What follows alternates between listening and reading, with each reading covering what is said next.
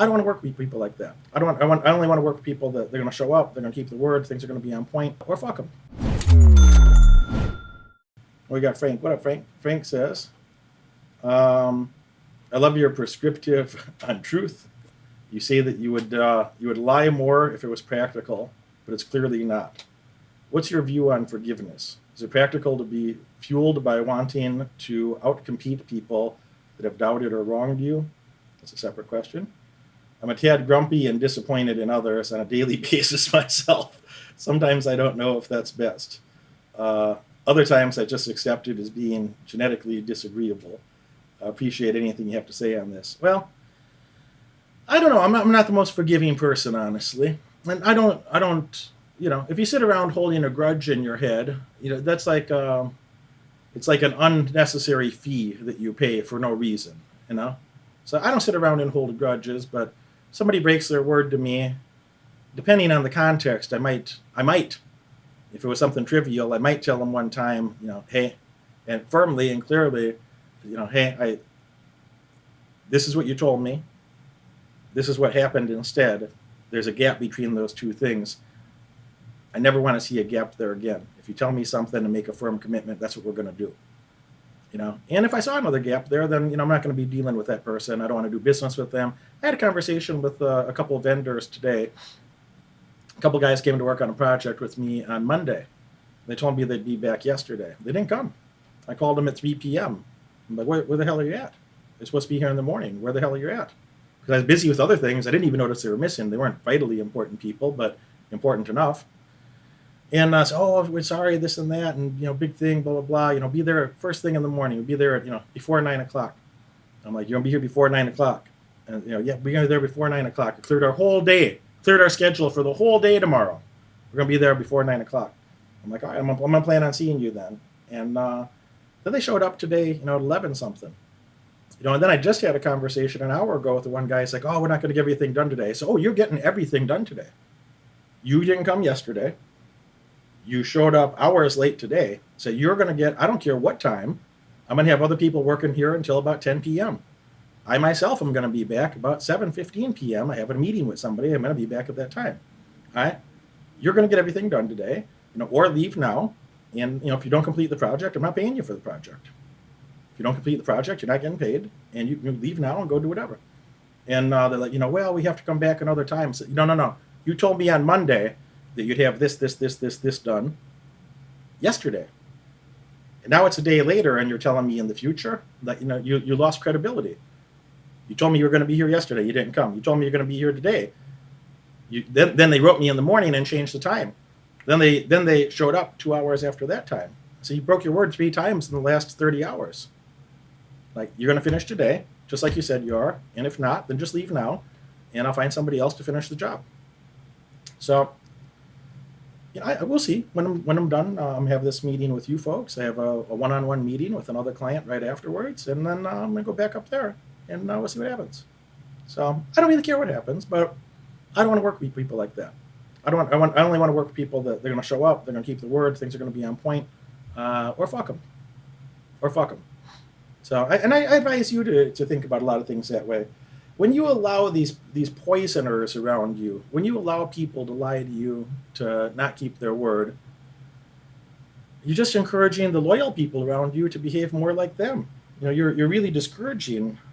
You're encouraging more disloyalty. Let me say it that way. You're encouraging more disloyalty if you allow these things to happen. So you just can't. You can't allow these people to poison your life. So I don't hold a grudge about it, but you don't get to lie to me. Nobody gets to lie to me multiple times. There might be a gap one time, and I'll never forget that.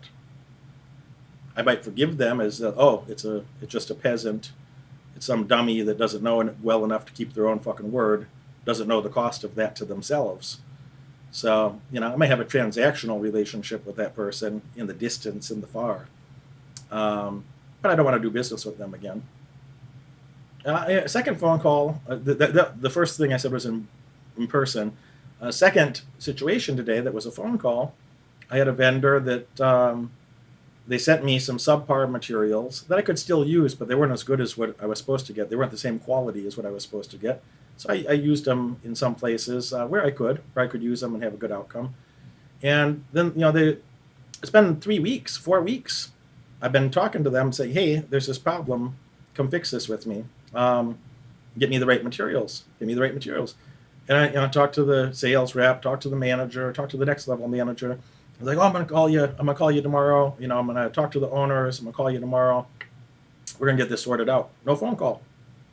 All right. Then I respond to the email. So you told me you were gonna call me. I didn't hear from you. I expect to hear from you tomorrow. And he writes me back immediately, 11 o'clock at night. It's like, I'm gonna call you tomorrow. Sorry, blah blah blah. I can call you tomorrow. No phone call. I called him 4 or 5 days later, and I already talked to an attorney. I don't have time to waste with asswipes. Okay. So if somebody breaks a contract with me, I just sue them. I talk to an attorney, and if it makes sense, we just file a lawsuit, and that's fine. That's fine. I don't have time to have 10 phone calls and argue with anybody. I'll have 1 or 2 phone calls with an attorney, and they'll take care of the rest of that. And not smart to break a contract with me. Not in somebody else's best interest to break a contract with me. I'll say that. So anyway, I told this guy, look, I've already talked to my attorney about the situation. This fucking guy calls me today. He calls me today. He hasn't returned my call for 2.5 weeks. I last contacted him, almost 2 weeks ago, 1.5 weeks or something ago, 12 or so days ago. And he calls me today. He says, oh, sorry. Hey, I was a little sick. I'm like, you were sick for 2.5 fucking weeks? You're not dead. Why didn't you die? If you're that sick, maybe you should have died instead. So you couldn't fucking muster the energy for more than half a month. You couldn't muster the energy to return my fucking call. So we had a couple minutes like that. And he said, well, hey, send me back the defective materials. Like, I'm going to fucking go box all this shit back up. There's 40 something items that have been unboxed that have problems. So I'm going to go box all this shit back up. 44, 46 items, box it all back up, contact a shipping company, et cetera, et cetera. No, I'm not. I said, no, I told him I'm not doing that. And I said, he's like, well, we need to get the other parts back before we send you the new parts. And I said, no, give me a credit for the old stuff. I said, I'm not going to use most of it. Give me a credit for it. I'll buy some new stuff with your company when you have the right. Because, this is my 3rd transaction with them.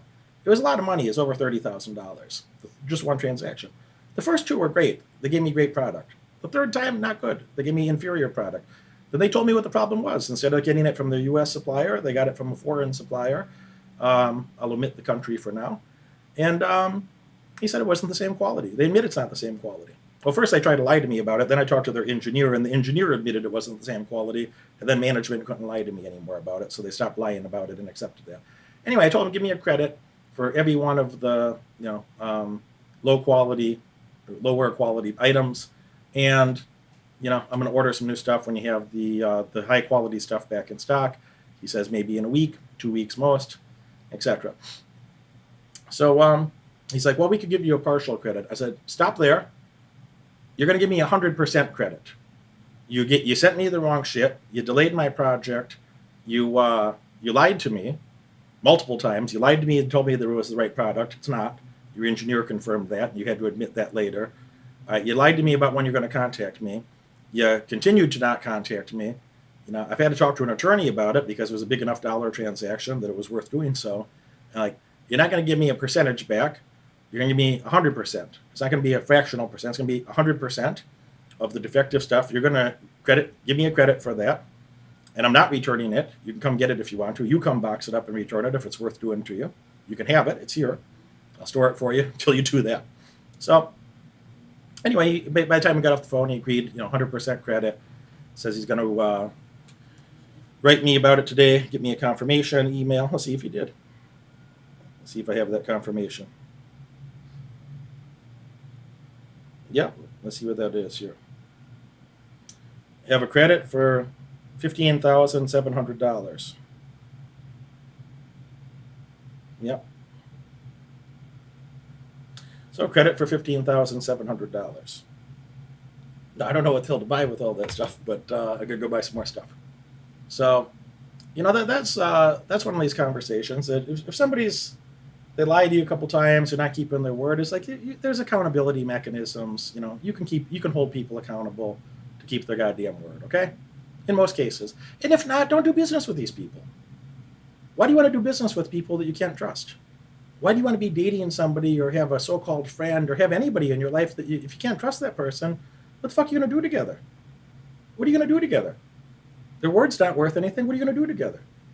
So without that, again, I don't hold a grudge, not much. In my experience, people that don't keep their word, their life turns out so disastrous, such a pile of shit. There's nothing you could do to them worse than what they're going to do to themselves anyway. It wouldn't be worth your while. So you just advance advance the ball down the court, keep working, keep making yourself better, and at some point, and I mean this sincerely, at some point, you'll look back and go, wow, the poor bastard is. You feel bad for him. They're so fucked. Whatever anger or hostility you might have had at one time, a lot of these people end up so fucked that you feel bad for them. You're like, wow, what a short-sighted, stupid bitch, male or female. What a short-sighted, stupid bitch would behave this way and do this to themselves. And you'd be grateful that you didn't spend time with these people. So, just my 2 cents. Just my 2 cents.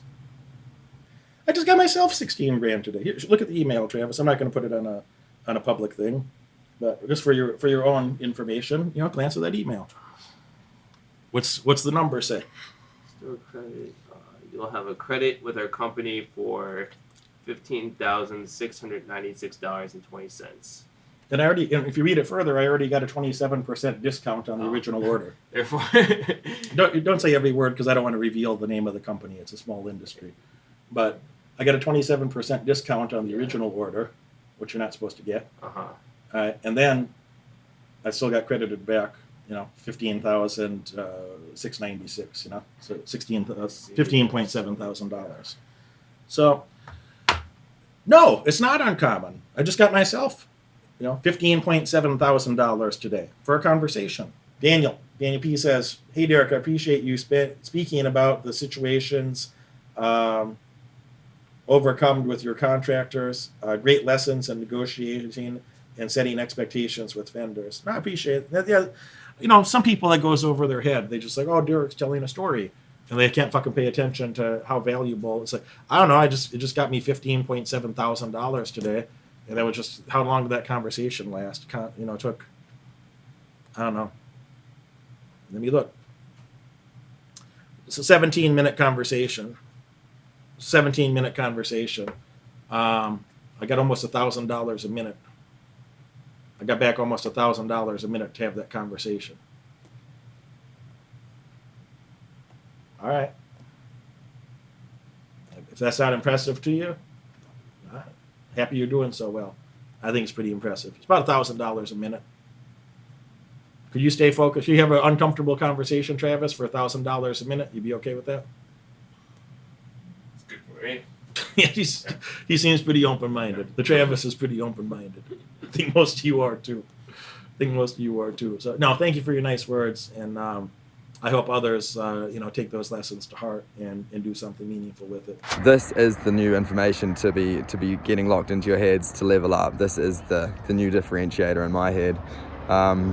Derek humbly says he's never seen information like this taught, and I completely agree. It's very hard to find this stuff online, let alone taught by someone who's so socially intelligent as he is, and he can just get right to the core of your own psychology and help you flesh this out. So if anyone's on the fence about joining Moneyberg mentoring, just don't hesitate. Just get on the next cohort. The time's going to pass either way. You can either be involved in this new level up of thinking, or someone else will be instead, and that'll be your competition. So